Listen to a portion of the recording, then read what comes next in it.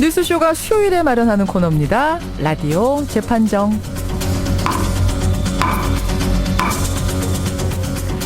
논란이 되고 있는 이슈나 인물을 저희가 스튜디오 재판정 위에 올려놓으면요, 여러분께서 양측의 변론 들으시면서 판결을 내려주시면 됩니다. 오늘도 두 분의 변호인 나오셨어요. 노영희 변호사님 어서 오십시오. 네, 정유년 새해 큰 복 받으시고 라디오 재판정 많이 많이 사랑해 주세요. 깜찍한 인사 한복 입고 오셨어요 오늘. 손수호 변호사님 어서 오십시오. 네, 안녕하세요. 새해 인사 한마디 하셔야죠. 네, 새해 복 많이 받으십시오. 담백한 인사. 손 변호사님도 역시 한복 입었다 생각하시고 들어주세요. 아니, 두 분은 새해 목표 같은 거 없으세요? 손 변호사님. 목표요? 네, 결심 같은 거, 결심. 좀 제 부하 직원들이 부자가 되면 좋겠습니다. 부하 직원들이. 부하라고 하네. 부하? 직원들이. 아니, 어느 세대세요? 부하. 직원들이 부자가 되면 좋겠어요. 예, 우리 직원들. 회사가 잘 됐으면 네네. 좋겠다. 뭐 이런. 그래. 회사보다 직원들이. 직원들이. 본인 빼고. 저는 괜찮습니다. 노 변호사님 결심. 저는 빨리 혼란 지국이 좀 타파되고 좀 예. 평화를 찾았으면 좋겠습니다. 또 이 거국적인 새해 소망을.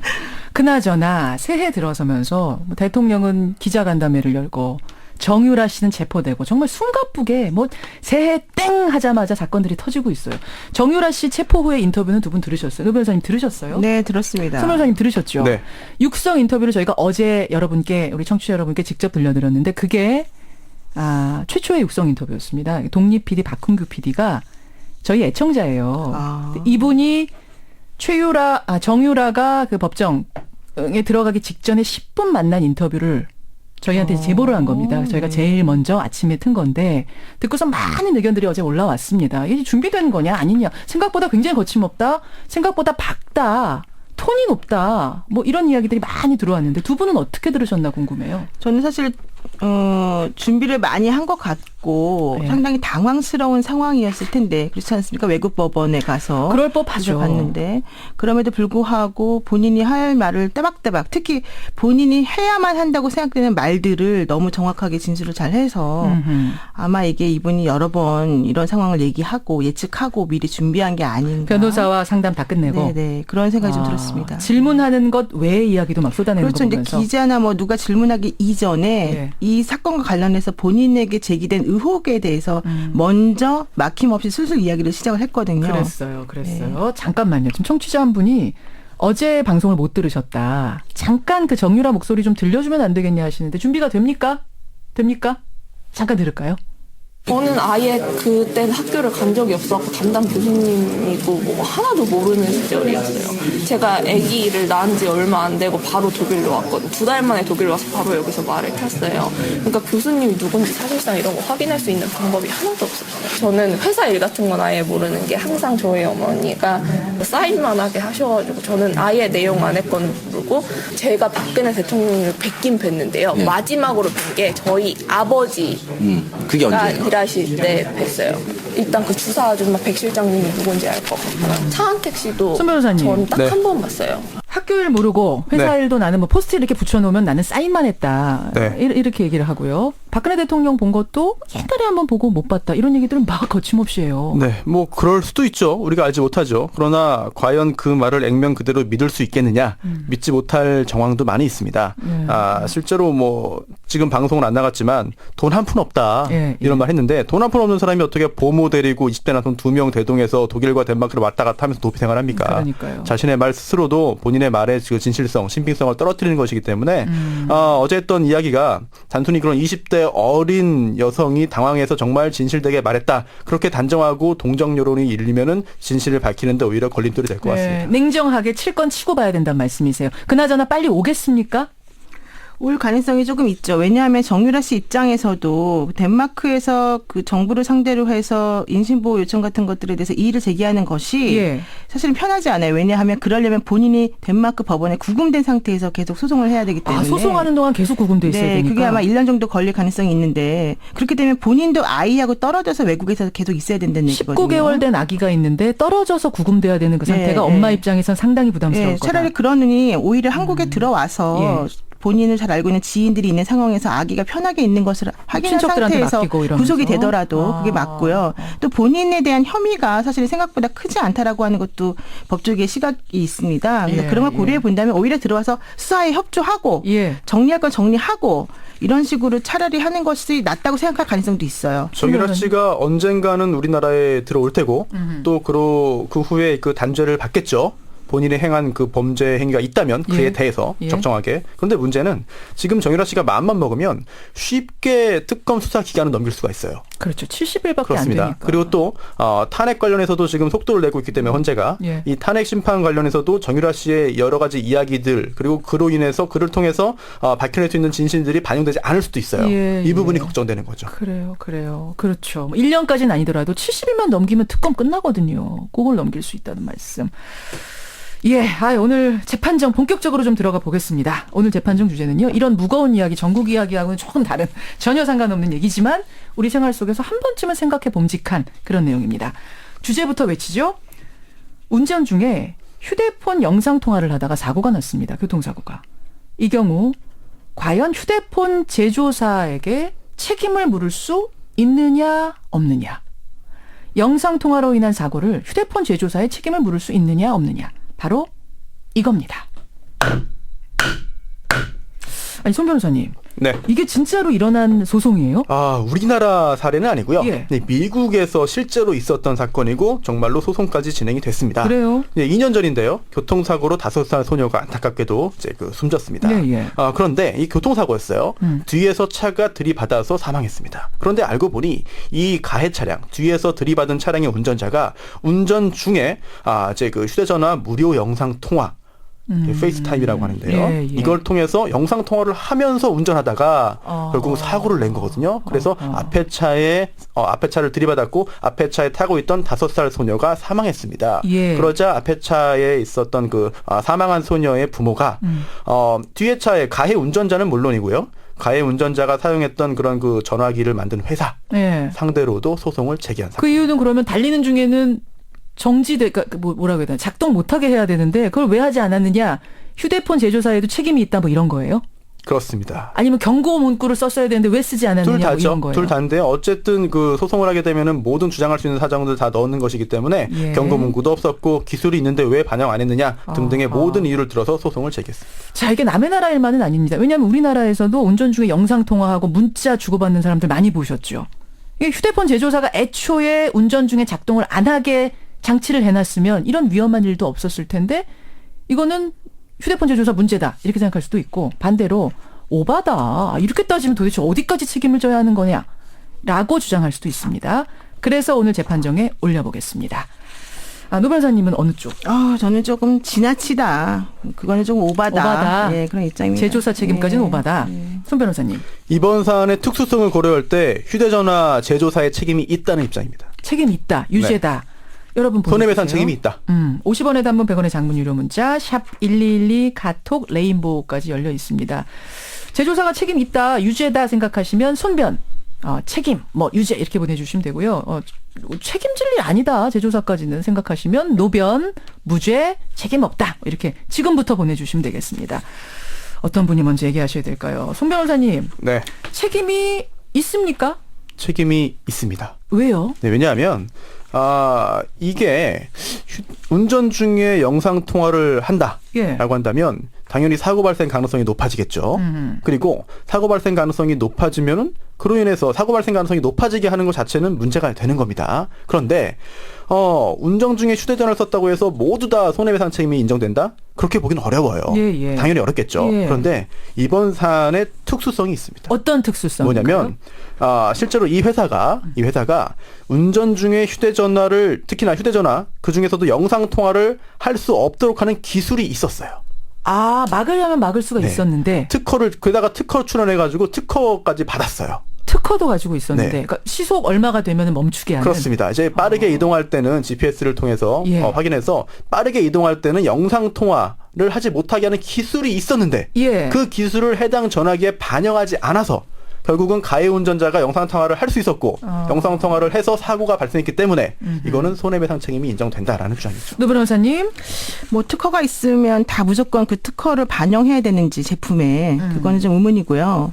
또 하나는 만약에 이 기능이 있다라고 해서 그걸 적용시키게 되면 그 사람이 운전할 때는 타당한 얘기일 수 있지만 동승자일 경우에는 예. 사실은 타당하지 않을 수 있지 않습니까? 아, 뒷자리에서 급한 일을 해야 되는데 예. 시속이 얼마 이상이 되니까 내 전화도 멈춰. 예, 멈춰버리는 거 차만 타면. 그럼 어떻게 하느냐? 또 하나 이제 KTX 같이 고속 열차를 타고 간 경우에도 역시 그런 식으로 자동으로 그러면 핸드폰 기능이 정지돼야 되거든요. 예. 그런 경우 사실 구분도 어려울 뿐더러 그것이 과연 타당할 것인가라는 문제도 있습니다. 그래서 자, 그러면 이건 어때요? 이렇게 멈추게 하는 기술까지는 아니더라도 경고문 있잖아요. 커션, 경고문이라도 하나 붙여놓지 않은 것에 대한 책임.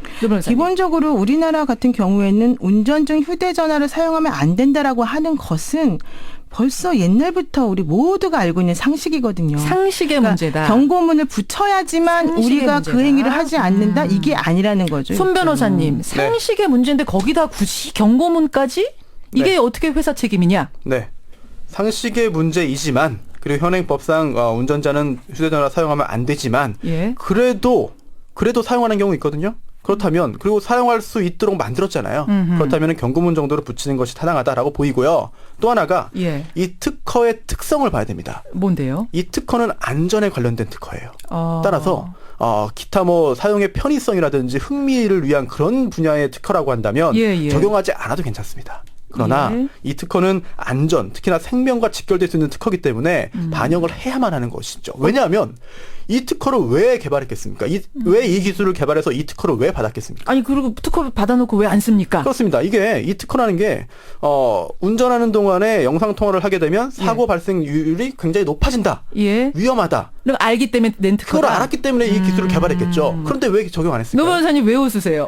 아니 운전 중에 휴대폰 사용하고 영상 통화하면 위험하다는 걸 모릅니까? 다 알지만 안 한 거 아닙니까? 상식의 문제다 역시. 기본적으로 뭐냐면요. 이런 경우라면 예. 공중전화 박스에서 전화하다 차 사고 당한 사람이 전화회사를 상대로 소송할 수 있다. 왜? 위험한 곳에 공중전화 박스를 설치했기 때문에. 또 사고 낸 자동차 제조사에도 소송을 걸 수 있다. 왜? 이런 경우에 앞차와 속도를 줄이면 당연히 줄이는 기술이 있는데 적용하지 않았으니 사고가 난 것이어서. 예. 이런 식의 의견들이 많아요. 말하자면. 그럼 끝도 없다. 그렇게 한도 따지면. 끝도 없는 거예요. 정말로. 한도 끝도 없다. 예. 네. 손 변호사님. 전적으로 회사 책임이라는 건 아니죠.